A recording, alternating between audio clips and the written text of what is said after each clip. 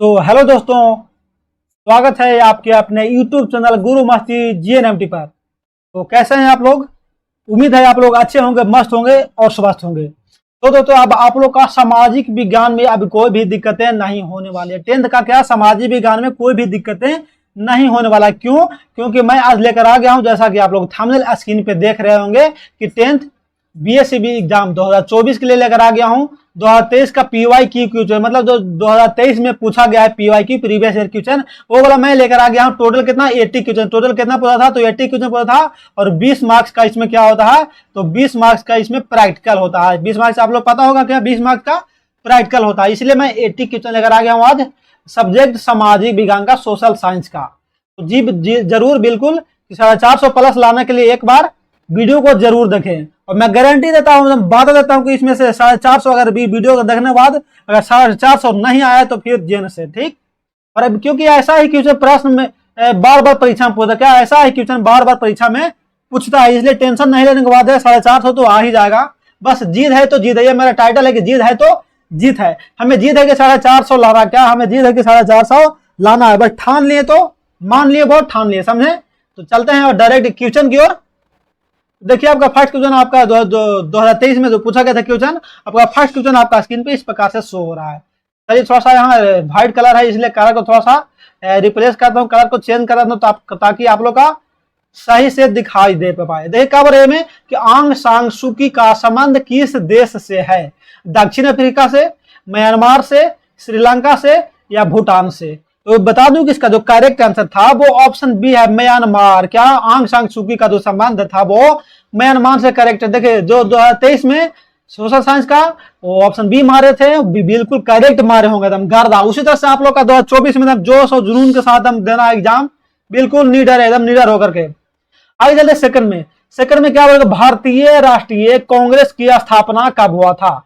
1732 में, 1885 में, 1890 में या 1945 में? तो बता दूं कि दू का जो करेक्ट आंसर हो जाएगा वो ऑप्शन बी हो गया। 1885 में भारतीय राष्ट्रीय कांग्रेस का स्थापना हुआ था। 1800 कब? 1885 में हुआ था। आगे थर्ड पे क्या बोलेगा? बोलीविया में जन संघर्ष का मुख्य कारण क्या था? ए में क्या बोलेगा? पानी की कीमत में वृद्धि, या बी में बोलेगा खाद्यान्न की कीमत में वृद्धि, या सी में बोलेगा पेट्रोल की कीमत में वृद्धि, या डी में क्या बोल रहा है कि इनमें से कोई नहीं? तो बोलीविया में जो जनसंघर्ष का मुख्य कारण था, करेक्ट आंसर हो गया वो ऑप्शन ये था, पानी की कीमत में वृद्धि हो गया था। क्या पानी वहां महंगा हो गया था, समझे। जिस तरह से भारत देश में भी क्या है, तो पेट्रोल महंगा है, उसी तरह से वहां पानी का महंगा हो गया था। तो वहां क्या किया गया था? तो जनसंघर्ष, मतलब जनता के द्वारा संघर्ष किया गया था, रैली किया गया था कि पानी का कीमत में कमी किया था। लेकिन इंडिया में अभी तक वैसा तो कोई नहीं हो रहा है, तेल के लिए लेकर।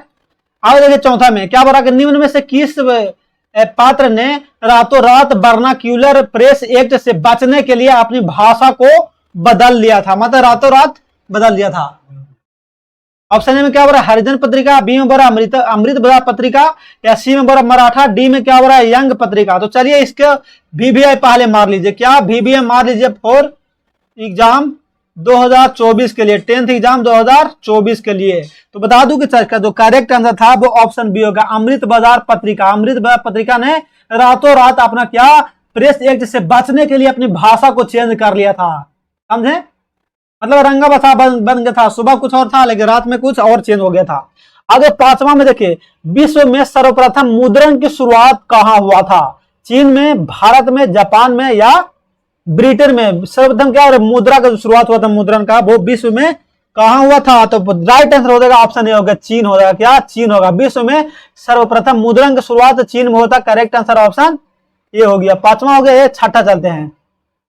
निम्न में से किस सम्मेलन में जर्मनी की क्षतिपूर्ति राशि को कम कर दिया गया? क्या जर्मनी की क्षतिपूर्ति राशि को कम कर दिया गया था? ए में क्या बोला? क्योटो सम्मेलन, बी में बोला वियना सम्मेलन, सी में बोला रियो डी जेनेरियो सम्मेलन, और डी में क्या बोला? लोसने सम्मेलन। तो करेक्ट आंसर इसका था ऑप्शन बी हो गया, वियना सम्मेलन। क्या? वियना सम्मेलन को क्या बोलते? जर्मनी की क्षतिपूर्ति राशि को कम कर दिया गया वियना सम्मेलन के अंतर्गत। आगे चले छठा हो गया। सातवां पे, सातवां में क्या पढ़ा भाई कि अमेरिका में न्यू डील किसने लागू किया था? न्यू डील किसने लागू किया था? अब्राहम लिंकन ने, फ्रैंकलिन डी रूजवेल्ट ने, बराक ओबामा ने या निक्सन ने। तो क्या हो गया राइट आंसर इसका 8-7 का? तो करेक्ट आंसर हो जाएगा ऑप्शन बी हो जाएगा, फ्रैंकलिन डी रूजवेल्ट ने। किसने? तो फ्रैंकलिन डी रूजवेल्ट ने अमेरिका में न्यू डील लागू किया था। चलिए एक साइड डिस्कस करना चाहता हूं कि रख हौसला वो मंजर भी आएगा, प्यासे के पास चलकर समंदर भी आएगा, और ऐसे थक कर मत बैठ आए मेरे मंजिल के मुसाफिर, क्योंकि एक दिन मंजिल भी मिलेगी और मिलने का मजा भी आएगा। तू हंस, तू मुस्कुरा, तू रोना कम कर दे, और तू जिंदा है पढ़ाई के नाक में दम कर दे। मतलब बीएसईबी बोर्ड के नाक में दम कर दे कि हमारे 450 देने में वो भी परेशान हो जाए। 8 में देखिए क्या बोला, जॉन के, क्या जॉन के पूरा नाम है इनको, जॉन के ने किस मशीन का आविष्कार किया था? स्पिनिंग जेनी का, पावर लूम का, फ्लाइंग सल का, या वास्प ईंधन का? तो बता दूं कि 8 का जो करेक्ट आंसर हो जाएगा वो ऑप्शन सी होगा, फ्लाइंग सल नहीं बल्कि अस्टल हो जाएगा। क्या? फ्लाइंग अस्टल हो जाएगा। करेक्ट आंसर ऑप्शन सी होगा, फ्लाइंग अस्टल का निर्माण किया था। आगे चलते 9वां में, भारतीय वन्य जीव बोर्ड का गठन कब हुआ था? 1950 में, 1952 में, 1948 में, या 1954 में? क्वेश्चन है क्या बोलेगा, भारतीय वन्य जीव बोर्ड का स्थापना कब हुआ था? तो करेक्ट आंसर इसका हो जाएगा ऑप्शन बी हो जाएगा, 1952 में। 1952 में भारतीय वन्य जीव बोर्ड का स्थापना किया गया था। देखिए टेंशन लेने की बात नहीं है, हंसी खुशी से 400 प्लस आप लोग आएगा। बस लगातार जो भी चैनल पे बताया जा रहा है, एक भी वीडियो छोड़िए नहीं, पूरा का पूरा वीडियो देख लीजिए। और मैं उतना मैं गारंटी देता हूँ क्या, 118% गारंटी देता हूँ क्या, 118% गारंटी देता हूँ कि एकदम आ ही जाएगा, 18% जीएसटी जोड़ करके। ये में क्या 10 में कि आयुर्वेद की जनक कौन है? धन्वंतरी है, चरक है, पतंजलि है, या सुश्रुत? आयुर्वेद, आयुर्वेद का। तो क्या होगा राइट आंसर? ऑप्शन ए हो जाएगा, चरक। चरक बी होगा, बल्कि क्या ऑप्शन बी होगा, चरक हो जाएगा। क्या? चरक का करेक्ट आंसर हो जाएगा, आयुर्वेद का जनक। आगे 11 में, टेक्सोल का उपयोग होता है, टेक्सोल का उपयोग किसके लिए होता है? मलेरिया में, एड्स में, कैंसर में, या टीबी में? ट्यूबरकुलोसिस में? क्या होगा राइट आंसर इसका? टेक्सोल का उपयोग क्या होता है? कैंसर में। क्या होता है? ऑप्शन सी हो गया। क्या? कैंसर में इसका प्रयोग किया जाता है, ऑप्शन सी हो गया करेक्ट आंसर। आगे 11 के 12 पे, निम्न में से कौन नवीकरणीय ऊर्जा का स्रोत है? क्या लिखे यहां? स्रोत। नवीकरणीय ऊर्जा का स्रोत कौन है? कोयला है, सौर ऊर्जा है, पेट्रोलियम है, या प्राकृतिक गैस है? तो बता दूं कि 12 का जो करेक्ट आंसर हो जाएगा वो ऑप्शन बी होगा, सौर ऊर्जा। नवीकरणीय स्रोत क्या हो गया? सौर ऊर्जा हो जाएगा करेक्ट आंसर। ये कभी भी खपत नहीं होने वाला है, जब धूप उगेगा जब सौर ऊर्जा से बिजली उत्पन्न होने लगेगी। तो करेक्ट आंसर ऑप्शन बी हो गया। आगे 13 में, भारत का सबसे लंबा बांध कौन सा है? भारत का सबसे लंबा बांध हीराकुंड बांध, टिहरी बांध, रिहंद बांध, या भाखड़ा नागल बांध? तो क्या हो गया सबसे लंबा बांध है भारत का कौन? तो बता दूं कि 13 का जो करेक्ट आंसर है वो ऑप्शन ए हो गया, हीराकुंड बांध है जो भारत का सबसे लंबा बांध है। करेक्ट आंसर ऑप्शन ए हो गया। आगे 13-14 पे, कहलगांव तापीय विद्युत परियोजना कहाँ है? मुजफ्फरपुर में, बरौनी में, भागलपुर में, या कटिहार में? देखिए ये तो पता है हमें कि ये बिहार में। क्या? कहलगांव तापीय विद्युत परियोजना बिहार में है, लेकिन कहां में है? तो बता दूं कि इसका जो करेक्ट आंसर है वो ऑप्शन सी, भागलपुर में है। भागलपुर में है। बिहार में कहा? भागलपुर में है कहलगांव तापीय विद्युत परियोजना। आगे वही ना बोला था, एक बिहारी 100 पे भारी। आगे चलते 15 में, क्या बोला कि भूकंप की सर्वाधिक विनाशकारी तरंग कौन है? विनाशकारी तरंग, देखिए 4 तरंग होता है, पी तरंग, एस तरंग, एल तरंग और टी की तरंग। तो वही बोले सबसे विनाशकारी, जो सबसे ज्यादा खतरनाक हानि पहुंचाता है भूकंप का। तो बता दूं कि इसका जो करेक्ट आंसर हो जाएगा वो ऑप्शन सी हो जाएगा। क्या? एल तरंग। एल तरंग मतलब क्या? लोअर तरंग है, जो क्या सबसे विनाशकारी तरंग है भूकंप का। समझे? आगे चलिए, आगे बढ़ने से पहले एक सूचित कर देना चाहता हूं आप लोग के लिए कि 10th बीएसईबी एग्जाम 2024 के लिए जो सूर्या बैच के साथ चलने वाला क्लासेस है जो इस प्रकार से है। पहला हो गया मैथमेटिक्स, सेकंड हो गया साइंस, थर्ड हो गया सोशल साइंस, फोर्थ हो गया संस्कृत, 5 हो गया इंग्लिश और 6 हो गया क्या? हिंदी। तो ये जितना भी क्लासेस है वो सूर्या बैच के साथ 2024 तक चलने वाली है। क्या? 2024 तक चलने वाली है। और बता दूं कि इसमें लाइव भी चल रहा है प्रतिदिन शाम 7:30 से, क्या 7:30 PM से प्रतिदिन लाइव भी चल रहा है। तो लाइव क्लासेस में भी जुड़ के आप लोग लाभ उठा पाएंगे। और ये हमारा टाइटल है कि जीत है तो जीत है। हमें जीत है कि 450 लाना, 450 किसी हर हाल में लाना है तो लाना है। तो चलते हैं आगे। में देखिए क्या बोल रहा है 16वां क्वेश्चन, बोल रहा 16वां में, यहाँ देखिए 16 में क्या बोल रहा क्वेश्चन, आप लोग स्क्रीन पे देख रहे होंगे आप लोग सभी कोई। बोल रहा है कि निम्न में से किस नदी को बिहार का शोक कहा जाता है? गंगा नदी को, गंडक नदी को, कोसी नदी को, या इनमें से सभी? तो बिहार का शोक किसे बोला था? तो करेक्ट आंसर क्या हो गया? ऑप्शन सी होगा, कोसी को। कोसी को जब कोसी में पानी भरता है तो बिहार में कहा शोक पैदा कराया था, मतलब कि तहलका मचाया था एकदम, समझे? इसलिए बिहार का शोक कोसी नदी को कहा जाता है। आज चलते 17 पे। 17 में देखिए थोड़ा सा यहाँ कलर चेंज कर रहा था ताकि आप लोग का सही से दिखा देवे। 17 में क्या बोलेगा? टक्का किस देश की मुद्रा? टक्का किस देश का मुद्रा है? सिंगापुर का है, इराक का है, नेपाल का है, या बांग्लादेश का है? तो बता दूं कि इसका जो करेक्ट आंसर हो जाएगा, करेक्ट आंसर होने वाला वो ऑप्शन डी हो गया, बांग्लादेश का जो मुद्रा है कि वो क्या है? तो टक्का है, टक्का है। टक्का कहाँ का है? तो बांग्लादेश का है। आगे चलते हैं 17 हो गया 18 पे। 18 में क्या बोलेगा? बिहार में पहला क्षेत्रीय ग्रामीण बैंक कब स्थापित किया गया था? क्षेत्रीय ग्रामीण बैंक 1974 में, 1975 में, 1976 में, या 1977 में? तो बता दूं कि इसका जो करेक्ट आंसर है, राइट आंसर है वो ऑप्शन सी हो जाएगा, 1976 में। 1976 में पहला बिहार में क्षेत्रीय ग्रामीण बैंक का स्थापना किया गया था। तो करेक्ट आंसर हो गया ऑप्शन सी हो गया। आगे चलते हैं 19 में। 19 में क्या हो रहा है? केंद्रीय सहकारी बैंक किस स्तर पर काम करता है? ग्रामीण स्तर पर, या जिला स्तर पर, या राज्य स्तर पर, या राष्ट्रीय स्तर पर? तो बता दूं कि इसका जो करेक्ट आंसर हो जाएगा, वो जो करेक्ट आंसर होने वाला है वो हो जाएगा ऑप्शन बी हो जाएगा। क्या? जिला स्तर। केंद्रीय सहकारी बैंक किस स्तर पर काम कर रहा है? तो जिला स्तर पर काम करता है। करेक्ट आंसर ऑप्शन बी हो गया। आगे चलते हैं 20 में।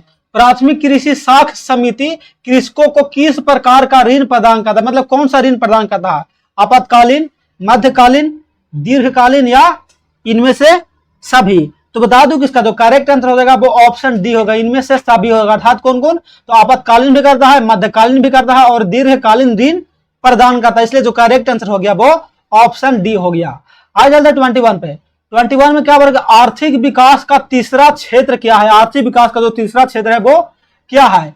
कृषि क्षेत्र है, उद्योग क्षेत्र है, विनिर्माण क्षेत्र है, या सेवा क्षेत्र है? तो बता दूं कि इसका जो करेक्ट आंसर है वो ऑप्शन डी हो गया, सेवा क्षेत्र है। क्या?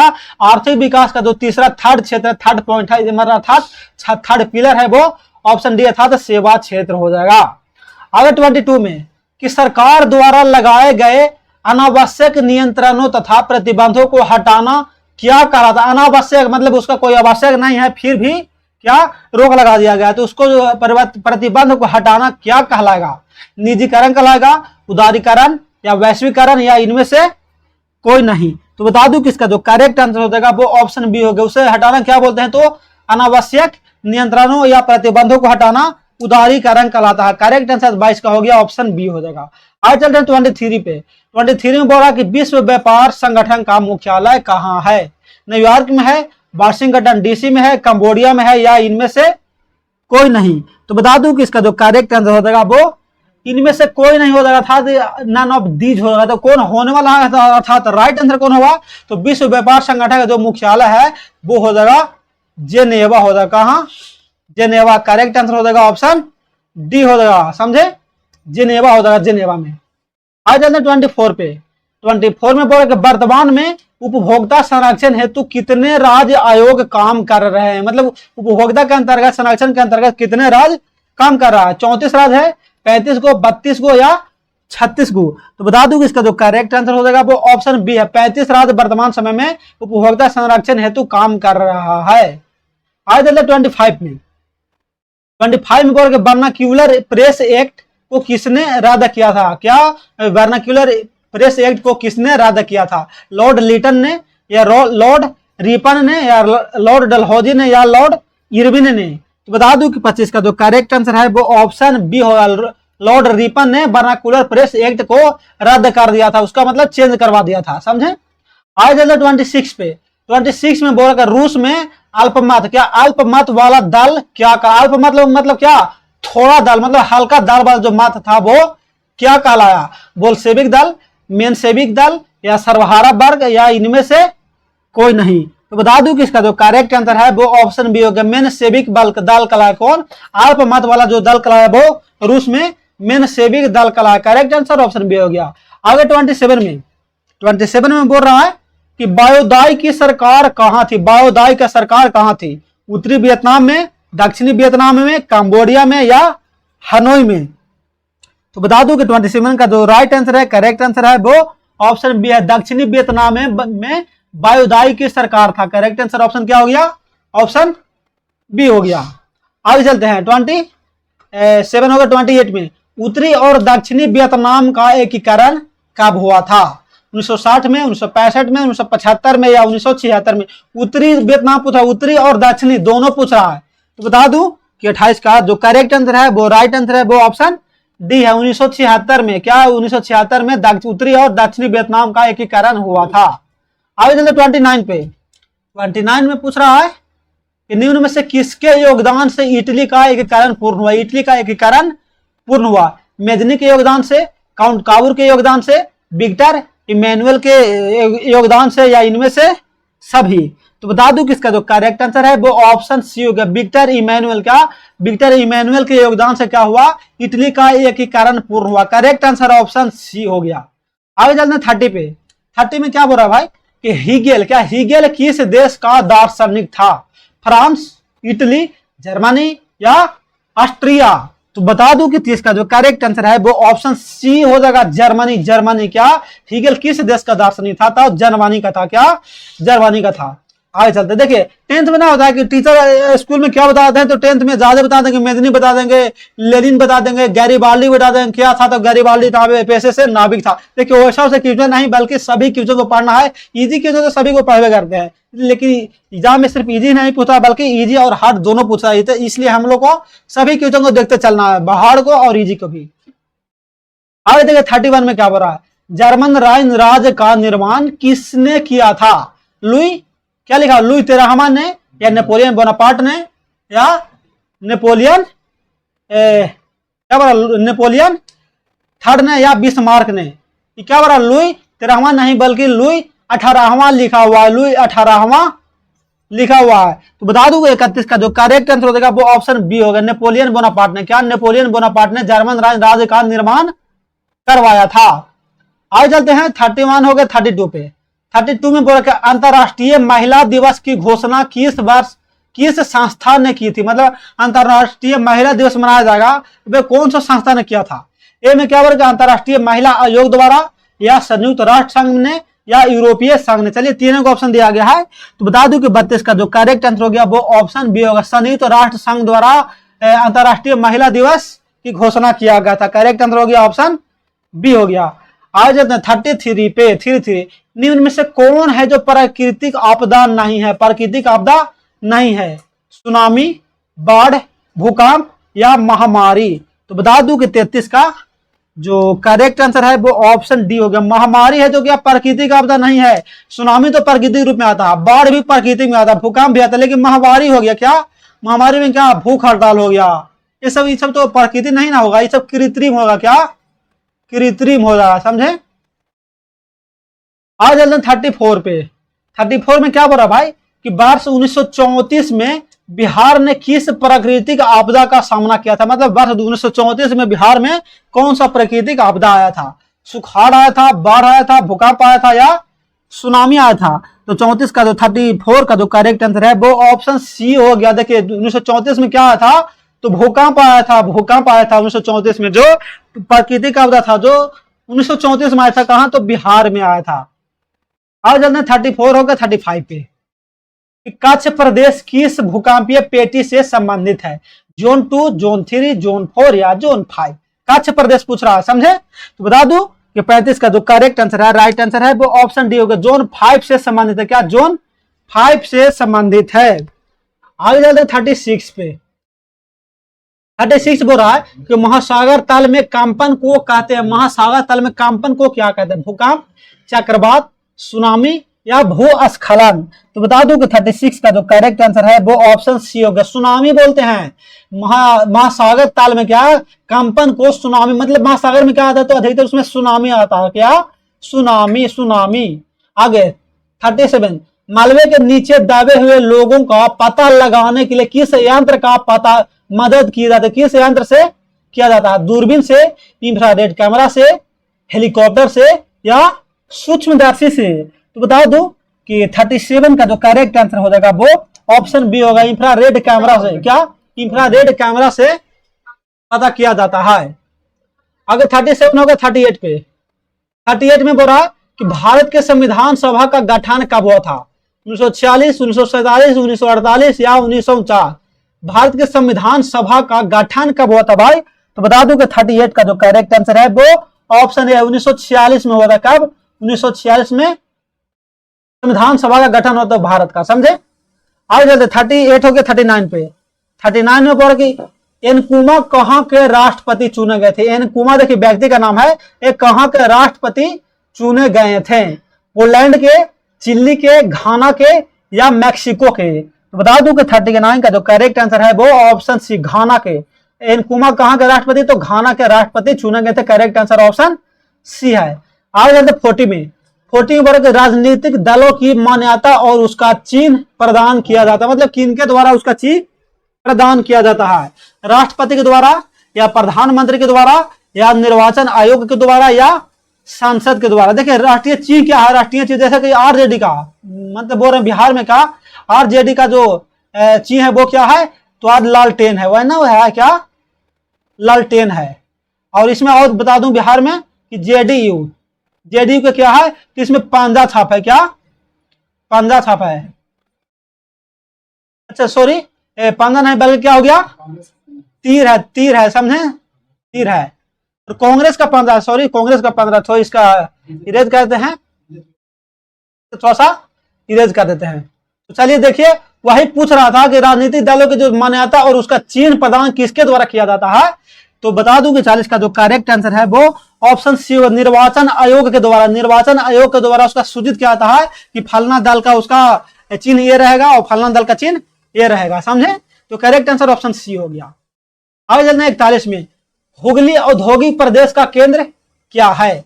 कोलकाता रिसरा है या कोलकाता कोनगर है या कोलकाता मोदिनीपुर है या कोलकाता हावड़ा? देखिए सभी कोलकाता में ही स्थित है, लेकिन उसका स्थान दिया गया है कि हुगली का औद्योगिक प्रदेश कौन सा है? तो बता दूं कि 41 का जो करेक्ट आंसर है वो ऑप्शन डी हो गया, कोलकाता हावड़ा। क्या? कोलकाता हावड़ा हो जाएगा। ऐसा भी कोलकाता कौन सा नदी किनारे? तो हुगली नदी के किनारे बसा हुआ है। आगे देखिए 42 में। भारत का सबसे छोटा रेलवे जोन कौन सा? सबसे छोटा रेलवे जोन भारत का कौन है? उत्तरी रेलवे या उत्तरी पूर्वी सीमांत रेलवे या दक्षिणी पूर्व रेलवे या पूर्वी तटवर्ती रेलवे? तो बता दूं कि 42 का जो करेक्ट आंसर है वो ऑप्शन क्या हो गया? तो ऑप्शन बी हो गया, उत्तरी पूर्वी सीमांत रेलवे। उत्तरी पूर्वी सीमांत रेलवे जो भारत का सबसे छोटा रेलवे जोन है, सबसे छोटा रेलवे जोन है।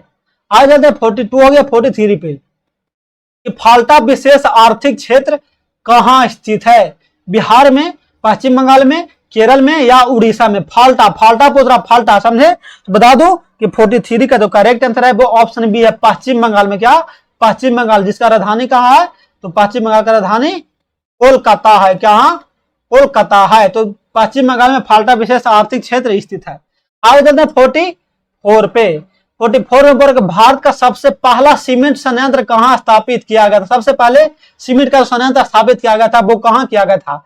दिल्ली में, कोलकाता में, मुंबई में या चेन्नई में? तो क्या होने वाला राइट आंसर इसका? तो बता दूं कि 44 का जो करेक्ट आंसर है वो ऑप्शन डी होगा, चेन्नई में। कहा? तो चेन्नई में हो जाएगा। हो गया था 45 पे। 45 में देखिए क्या बोला कि भारत का बर्मिंघम किस शहर को कहा जाता है? मतलब कौन बर्मिंघम के नाम से कौन सा शहर को जाना जाता है? ए में क्या बोला? बोकारो, बी में बोला जमशेदपुर, सी में बोला भिलाई और डी में क्या बोला है? रेवाड़ी। तो बता दूं कि इसका जो करेक्ट आंसर है, राइट आंसर हो जाएगा वो ऑप्शन बी होगा, जमशेदपुर को बर्मिंघम के नाम से जाना जाता है, जिसका करेक्ट आंसर ऑप्शन बी हो गया। आगे चलते हैं 46 पे। 46 में क्या बोला? निम्न में से कौन सा जीवाश्म ईंधन है? मतलब इन 4 ऑप्शन दिया गया है, चारों ऑप्शनों में से कौन है जो जीवाश्म ईंधन के अंतर्गत आता है? ए में बोला कोयला, बी में बोला पेट्रोलियम, सी में है प्राकृतिक गैस और डी में क्या बोला? इनमें से सभी। तो बता दो कि 46 का जो करेक्ट आंसर है जीवाश्म ईंधन के अंतर्गत कौन आएगा? तो कोयला आएगा। करेक्ट आंसर ऑप्शन ए है। आगे चलते हैं 47 में। 47 में देखिए क्या बोला कि बाघ परियोजना की शुरुआत कब हुआ था? बाघ परियोजना का शुरुआत कब हुआ था? 1970 में, 1973 में, 1975 में या 1978 में? बता दूं कि 47 का जो करेक्ट आंसर है वो ऑप्शन बी हो जाएगा। 1973 में बाघ परियोजना का शुरुआत किया गया था। करेक्ट आंसर ऑप्शन बी हो गया। आगे चलते 48 पे। 48 में बोल रहा है काजीरंगा राष्ट्रीय उद्यान कहाँ स्थित है। देखिए काजीरंगा इस प्रसिद्ध है, काजीरंगा हो गया, और सब विशेष रूप में दिया गया है, सब याद कर लीजिएगा। ए में क्या बोला राजस्थान में, बी में बोला उत्तर प्रदेश में, सी में बोला उत्तराखंड में, और डी में क्या बोला असम में। बता दूं कि काजीरंगा जो राष्ट्रीय उद्यान है वो कहाँ है, तो असम में है। करेक्ट आंसर ऑप्शन डी हो जाएगा, असम में काजीरंगा राष्ट्रीय उद्यान है, जो क्या तो एक सिंह वाला गेंडा के लिए प्रसिद्ध है, एक सिंह वाला गेंडा के लिए प्रसिद्ध है काजीरंगा राष्ट्रीय उद्यान असम में। आज चलते 49 में। 49 में बोल रहा कि वल्लभ भाई पटेल को सरदार की उपाधि किस किसान आंदोलन के दौरान दिया गया था। तो चलिए ये वाला तो सभी का याद होगा, क्या ये वाला सभी का याद होगा, और ना भी याद है तो इसको VBI मार दीजिए फॉर एग्जाम 2024 के लिए, क्योंकि ऐसा ये वाला क्वेश्चन है तो बार बार एग्जाम में पूछ ही देता है, समझे, चाहे फर्स्ट सीटिंग में या सेकंड सीटिंग में, दोनों में से कुछ में से पूछ देता है। तो बता दूं कि इसका जो करेक्ट आंसर 49 का करेक्ट आंसर ऑप्शन ये हो गया। बारदोली आंदोलन के दौरान क्या सरदार वल्लभ भाई पटेल को पटेल की उपाधि दी गई थी। करेक्ट आंसर ऑप्शन ये हो गया। आगे चलते 50 में। देखिए 50 में वर्ग निम्न में से किन्हें सीमांत गांधी के नाम से जाना जाता है, मतलब सीमांत गांधी के नाम से किन्हें जाना जाता है। ऑप्शन ए में क्या बोला श्री राजगोपालाचारी को, बी में बोला मौलाना अब्दुल कलाम आजाद को, सी में बोला खान अब्दुल गफ्फार खान को, और डी में बोल रहा है लाला हरदयाल को। तो बता दूं कि इसका जो करेक्ट आंसर हो जाएगा वो ऑप्शन सी है, क्या खान अब्दुल गफ्फार खान को सीमांत गांधी के नाम से जाना जाता था। क्या उन्हें मतलब कि उपनाम के रूप में बोला जाता है सीमांत गांधी। तो करेक्ट आंसर ऑप्शन सी है। आगे चलते हैं 51 में। 51 में बोला कि भारत सरकार अधिनियम 1919 को मतलब किस नहीं बल्कि किस नाम से किस नाम से जानते थे। ऑप्शन ए में बोला मॉन्टेस्क्यू चेम्सफोर्ड योजना के अंतर्गत, या बी में क्या बोला साइमन कमीशन, या सी में बोला कि इंडिया स्टेटरी कमीशन, या डी में बोला नेहरू रिपोर्ट। बता दूं कि 51 का जो करेक्ट आंसर है वो ऑप्शन ए हो गया, मतलब भारत अधिनियम क्या 1919 को मॉन्टेस्क्यू अर्थात चेम्सफोर्ड योजना के नाम से जाना जाता था। करेक्ट आंसर ऑप्शन ए है। आगे 52 पे। 52 में बोला कि अंकोर मंदिर का निर्माण किसने करवाया था, किसने कराया था। ऑप्शन ए में बोला चंद्रगुप्त मौर्य, बी में बोला सूर्य वर्मा द्वितीय, सी में बोला समुद्रगुप्त, और डी में क्या बोला हर्षवर्धन। तो बता दूं कि 52 का जो करेक्ट आंसर है वो ऑप्शन बी हो गया। अंकोर का मंदिर सूर्य वर्मन द्वितीय ने करवाया था। क्या सूर्य वर्मन द्वितीय ने करवाया था। करेक्ट आंसर ऑप्शन बी हो गया। आगे चलते 53 पे। 53 में बोल बोल्शेविक दल का कार्यक्रम अप्रैल थीसिस किसने लिखा। देखिए बोल्शेविक दल का क्या कार्यक्रम अप्रैल थीसिस है, वो किसने लिखा था। ऑप्शन ए में क्या हो रहा स्टालिन, बी में बोला ट्राट्स्की, सी में बोला लेनिन, और डी में क्या बोला गैरीबाल्डी। तो बता दूं किसका जो करेक्ट आंसर हो जाएगा वो ऑप्शन सी हो गया, क्या लेनिन। अप्रैल थीसिस किसने तैयार किया था, लिखा था तो लेनिन ने तैयार किया था। करेक्ट आंसर ऑप्शन सी हो गया। देखिए एक और क्वेश्चन पूछता है, शायद आगे पूछा ही होगा कि गैरीबाल्डी क्या गैरीबाल्डी पेशे से क्या था। तो चलिए आगे दिया हुआ था, लेकिन चलिए बताते इसमें क्या। तो गैरीबाल्डी पेशे से नाविक था। जो ये वाला भी क्वेश्चन है जो बार बार एग्जाम में MCQ की तरह दे देता है, मल्टीपल चॉइस की तरह क्वेश्चन दे देता है, क्योंकि बार बार ये वाला क्वेश्चन पूछ देता है। तो चलिए ये वाला भी याद कर लिए सभी को। आज चलते हैं 54 पे। 54 में बोला कि अंतरराष्ट्रीय मजदूर दिवस कब मनाया जाता। क्या मजदूर दिवस 1 मई को, 1 जून को, 5 जून को, या 8 मार्च को। तो चलिए वाला तो सभी का याद होगा, क्या होगा राइट आंसर, तो ऑप्शन ए हो जाएगा। अंतरराष्ट्रीय मजदूर दिवस 1 मई को मनाया जाता है। क्या 1 मई को मनाया जाता है। आगे चलते 55 पे। समाजवादियों का बाइबिल किसे कहा जाता। समाजवादियों का बाइबिल के नाम से किसे कहा जाता था। वार एंड पीस को, या कम्युनिस्ट मैनिफेस्टो को, या दास कैपिटल को, या अप्रैल थीसिस को। तो बता दूं कि 55 का जो करेक्ट आंसर है वो ऑप्शन बी होगा। कम्युनिस्ट मैनिफेस्टो को बोला जाता था क्या समाजवादियों का बाइबिल के नाम से जाना जाता था। करेक्ट आंसर ऑप्शन बी हो गया। आगे चलते हैं 56 पे। रक्त और लॉ की नीति का अवलंबन किसने किया था, मतलब किसने अपनाया था रक्त और लॉ की नीति। गैरीबाल्डी ने, मेजनी ने, बिस्मार्क ने, या नेपोलियन ने। तो बता दूं कि इसका जो 56 का जो करेक्ट आंसर है राइट आंसर हो जाएगा वो ऑप्शन सी हो जाएगा। था किसने, तो रक्त में लॉ की नीति बिस्मार्क ने अपनाया था। किसने, तो बिस्मार्क ने अपनाया था। करेक्ट आंसर ऑप्शन सी हो गया। आगे चलते हैं 57 कि निम्न में से कौन क्षेत्रीय पार्टी है। क्या क्षेत्रीय पार्टी है। लोक जनशक्ति पार्टी, या झारखंड मुक्ति मोर्चा, या सी में वर्ग भारतीय जनता पार्टी अर्थात इसे क्या बोलेंगे, तो इसे भारतीय मतलब बीजेपी के नाम से, या डी में क्या वर्ग बहुजन समाज पार्टी। तो बता दूं कि 57 का जो करेक्ट आंसर है वो हो जाएगा ऑप्शन सी हो, क्या बी हो जाएगा। क्या दिया गया है ऑप्शन बी होगा झारखंड मुक्ति मोर्चा। क्या है? तो क्षेत्रीय पार्टी है। क्या ये कोई विशेष पार्टी नहीं, बल्कि ये क्या बोल रहा है कि क्षेत्रीय, अपना जो क्षेत्र में बांटा गया इलाका में, वही वाला झारखंड मुक्ति मोर्चा है, क्षेत्रीय पार्टी के अंतर्गत आता है। करेक्ट आंसर ऑप्शन बी हो गया। आगे चलते 58 पे। 58 में बोला कि बंगला किस राजनीतिक दल का चुनाव चिन्ह है? क्या बंगला मतलब घर बंगला ना, मतलब वही बंगला किस राजनीतिक दल का चुनाव चिन्ह है? समाजवादी पार्टी का, राष्ट्रीय जनता पार्टी का, लोक जनशक्ति पार्टी का, या भारतीय कम्युनिस्ट पार्टी का? तो बता दूं कि 58 का जो करेक्ट आंसर हो जाएगा वो ऑप्शन सी है। लोक जनशक्ति पार्टी का जो राष्ट्रीय चिन्ह है, राजनीतिक दल का जो चिन्ह है वो बांग्ला है। मतलब क्या घर बांग्ला बोल सकते हैं, क्या है? तो लोक जनशक्ति पार्टी का है। समझे? करेक्ट आंसर ऑप्शन सी है। आज 59 में बोला कि नर्मदा घाटी परियोजना किन राज्यों से संबंधित है? मतलब नर्मदा जो घाटी परियोजना है वो कौन कौन राज्य से संबंधित रखता है? ऑप्शन ए में बोला बिहार, उत्तर प्रदेश और मध्य प्रदेश। बी में बोला तमिलनाडु, केरल और कर्नाटक। सी में बोला कि पश्चिम बंगाल, उत्तर प्रदेश और पंजाब। और डी में बोला कि गुजरात, महाराष्ट्र और मध्य प्रदेश। तो बता दूं कि जो नर्मदा घाटी परियोजना है वो करेक्ट आंसर ऑप्शन डी हो गया। कौन कौन? तो गुजरात से, महाराष्ट्र से और मध्य प्रदेश से संबंधित रखता है। करेक्ट आंसर ऑप्शन डी होगा। गुजरात, महाराष्ट्र और मध्य प्रदेश में नर्मदा घाटी परियोजना से संबंधित है। आगे चलते हैं 60 में। 60 वर्ग निम्न में से कौन सा भारतीय किसान यूनियन के प्रमुख नेता थे? क्या भारतीय किसान यूनियन के प्रमुख नेता थे? ए में बोला जयप्रकाश नारायण, बी में बोला चौधरी चरण सिंह, सी में है महेंद्र सिंह टिकैत और डी में क्या बोला मोरारजी देसाई। तो बता दूं कि साठ का जो करेक्ट आंसर है वो ऑप्शन सी का राइट आंसर और सटीक आंसर होगा। महेंद्र सिंह टिकैत है जो भारतीय किसान यूनियन के प्रमुख नेता हैं। कौन? तो महेंद्र सिंह टिकैत होगा करेक्ट आंसर। इसे भी VVI मार लीजिए, ये भी बार क्वेश्चन में करीब करीब पूछ ही देता है। अगर विश्वास नहीं है तो 2-4 साल प्रीवियस क्वेश्चन देख के बुक से देख लीजिएगा, आपका पूर्ण विश्वास हो जाएगा। आगे चलते हैं। तो जिला परिषद का कार्यकाल कितने वर्ष का होता है? 4 वर्ष, 5 वर्ष, 6 वर्ष या 2 वर्ष? तो बता दूं कि जिला परिषद का जो कार्यकाल होता है उसका राइट आंसर ऑप्शन क्या बी होगा। 5 वर्ष के लिए नियुक्त किया जाता है जिला परिषद को, जो अपना जिला में कार्य करेंगे कितना वर्ष? 5 वर्ष के बाद फिर उसका चुनाव होता है, जो अगला वर्ष चेंज हो जाता है 5 साल के बाद। समझे? आगे चलते 62 में। 62 में वर्ग पंचायती राज प्रणाली की शुरुआत कहाँ हुई थी? पर सर्वप्रथम जो होता है सबसे पहले पंचायती राज प्रणाली की शुरुआत वो कहाँ हुआ था? बिहार में, राजस्थान में, कर्नाटक में या महाराष्ट्र में? तो बता दूं कि इसका जो करेक्ट आंसर है वो ऑप्शन बी होगा। राजस्थान में सबसे पहले पंचायती राज प्रणाली शुरुआत किया गया था कि हमारे पंचायत के अंतर्गत इतना लोग को रखा जाएगा और इतना गांव को रखा जाएगा पंचायती राज में, और अब पूरे मतलब भारत में फैल गया। समझे? आगे चलते 63 पे। 63 में वर्ग ग्राम पंचायत का प्रधान कौन होता है? ग्राम पंचायत का पार्षद होता है, महापौर होता है, आयुक्त होता है या मुखिया होता है? तो बता दूं कि ग्राम पंचायत का जो प्रमुख होता है, जो प्रधान होता है, करेक्ट आंसर इसका हो जाएगा ऑप्शन डी हो जाएगा था। तो मुखिया के अंतर्गत क्या ग्राम पंचायत का जो प्रधान होता है वो मुखिया रखा जाता है। इसका भी कार्यकाल कितना होता है? तो इसका भी कार्यकाल 5 वर्ष के लिए नियुक्त किया जाता है। चलते हैं आगे 64 पे, मतलब 64 पे।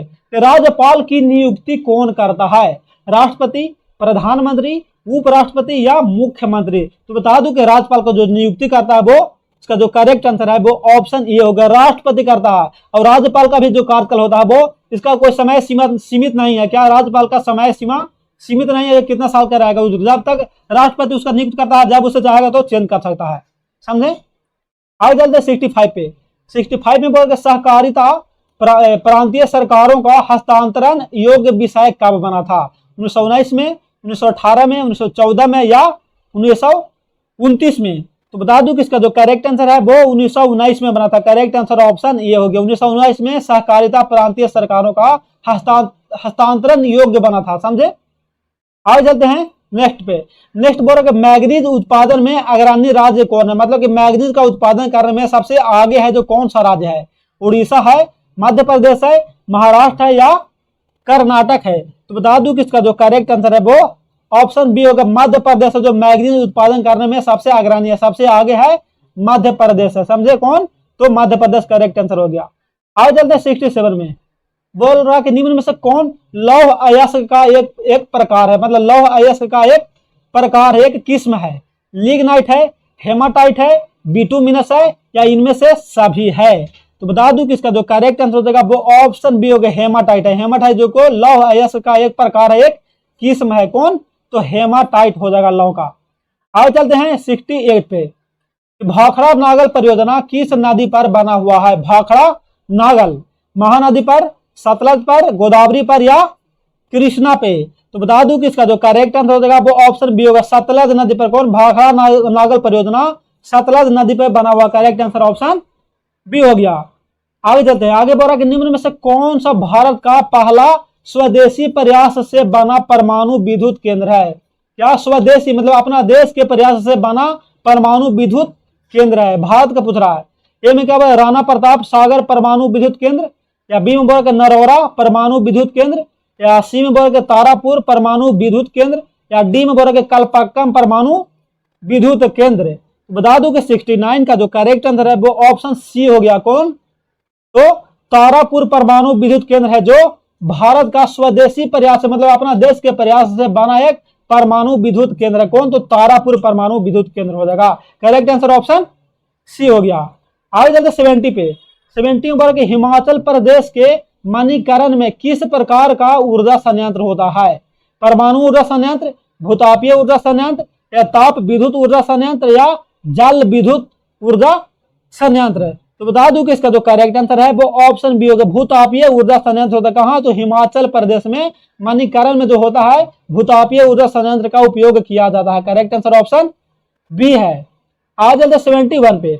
71 में बोल के प्राकृतिक गैस किस खनिज के साथ पाया जाता है? यूरेनियम के साथ, पेट्रोलियम के साथ, या चूना पत्थर के साथ, या कोयला के साथ? कौन बोल रहा है? प्राकृतिक गैस पूछ रहा है कि कौन सा खनिज के साथ पाया जाता है? तो बता दूं कि 71 का जो करेक्ट आंसर है वो ऑप्शन डी हो गया, कोयला के साथ पाया जाता है प्राकृतिक गैस। समझे? किसका साथ? तो कोयला के साथ, कोल के साथ। आगे चलते 72 के। 22 में बोल ब्रिटेन के सहयोग से कहां लौह इस्पात उद्योग बनाया गया था? मतलब ब्रिटेन के सहयोग से कहां में जो है जो इस्पात उद्योग बनाया गया था? बोकारो में, या राउरकेला में, या सेलम में, या दुर्गापुर में? तो बता दूं कि 72 का जो करेक्ट आंसर है वो हो जाएगा ऑप्शन डी होगा, दुर्गापुर में। कहां में? तो ब्रिटेन के सहयोग से दुर्गापुर में इस्पात उद्योग बनाया गया था। करेक्ट आंसर ऑप्शन डी हो गया।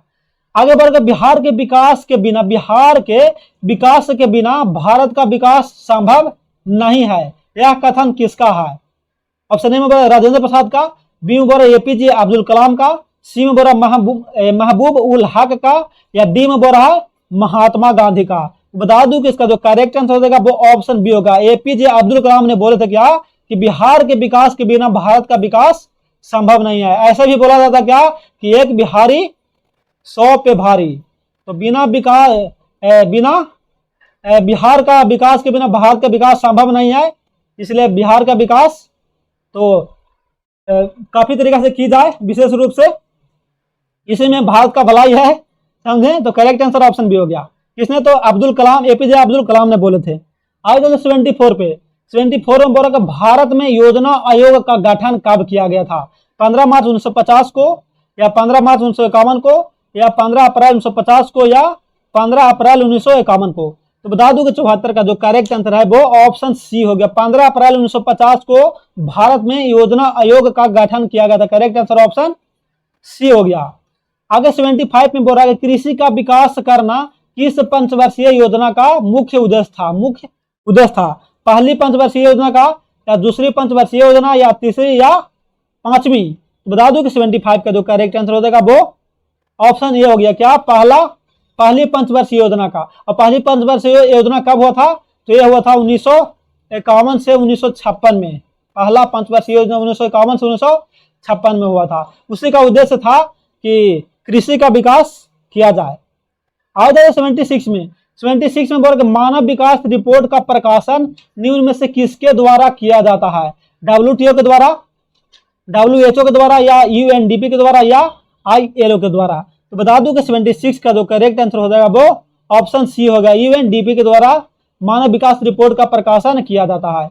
आगे 77 में भारत का पहला मानव विकास रिपोर्ट किस प्रधानमंत्री द्वारा जारी किया गया था? मनमोहन सिंह के द्वारा, या अटल बिहारी वाजपेयी के द्वारा, या इंद्र कुमार गुजराल के द्वारा, या जवाहरलाल नेहरू के द्वारा? तो बता दूं कि 77 का जो करेक्ट आंसर हो जाएगा वो ऑप्शन डी हो गया, जवाहरलाल नेहरू के द्वारा। कि भारत का पहला जो मानव विकास रिपोर्ट जो जारी किया गया था वो जवाहरलाल नेहरू के द्वारा किया गया था। करेक्ट आंसर ऑप्शन डी हो गया। आगे 78 में गरीबी के कुचाकर के कारण किसने दिया? क्या गरीबी के कुचाकर के धारणा किसने दी थी? साइमन कुजनेस ने, या कीन्स ने, या अल्फ्रेड मॉर्सल ने, या रैगनर नक्स ने? तो बता दूं कि 78 का जो करेक्ट आंसर हो जाएगा वो ऑप्शन डी है, रैगनर नक्स ने बोला था कि गरीबी के कुचाकर का धारणा दिया था। करेक्ट आंसर कौन? रैगनर नक्स ने दिया था। करेक्ट आंसर ऑप्शन डी हो गया। आगे चलते 79 में। 79 में बोला कि भारत के सर्वाधिक प्रति व्यक्ति आय वाला राज्य कौन है? पंजाब है, गोवा है, महाराष्ट्र है, या कर्नाटक है? तो बता दूं कि इसका जो करेक्ट आंसर हो जाएगा वो ऑप्शन क्या? तो ऑप्शन बी होगा, गोवा। गोवा जिसका राजधानी कहाँ है? तो गोवा की राजधानी पणजी है। वही क्या है? भारत का सबसे सर्वाधिक प्रति व्यक्ति आय वाला राज्य है गोवा। गोवा जिसकी राजधानी है कहाँ? तो पणजी। आगे चलते हैं 80 में, और इस सेशन का लास्ट क्वेश्चन है क्योंकि सोशल साइंस में एसएसटी में 80 क्वेश्चन पूछा जाता है और बाकी 20 क्वेश्चन क्या तो प्रैक्टिकल रहता है। आप लोगों को सभी का पता होगा। 80 में बोल रहा है कि वर्ष भर में किसी देश में अर्जित आय की कुल मात्रा को क्या कहते हैं? मतलब एक वर्ष में किसी देश में अर्जित आय को क्या बोलेंगे? प्रति व्यक्ति आय बोलेंगे, या औसत आय बोलेंगे, या राष्ट्रीय आय बोलेंगे, या इनमें से कोई नहीं? बता दूं कि 80 का जो राइट आंसर हो जाएगा वो ऑप्शन सी होगा, राष्ट्रीय आय बोलेंगे। मतलब एक वर्ष में क्या किसी राज्य किसी देश द्वारा अर्जित किया गया आय क्या बोलेंगे? तो राष्ट्रीय आय बोलेंगे। करेक्ट आंसर ऑप्शन सी हो गया। आगे चलते हैं, आगे बस समाप्त हो चुका, मात्र इतना ही क्वेश्चन था, 80 क्वेश्चन था। तो बता सकते हैं आप लोग देखने के बाद पूरा वीडियो को कैसा लगा। आगे थैंक्स फॉर वॉचिंग। सपोर्ट के लिए लाइक करें, सब्सक्राइब करें एंड शेयर करें। और मैं हूं आपका दोस्त, आपका प्यारा साथी भाई STN। तो चलिए फिर मिलते हैं अगले क्लास के सब्जेक्ट में। तब तक के लिए जय हिंद, जय भारत।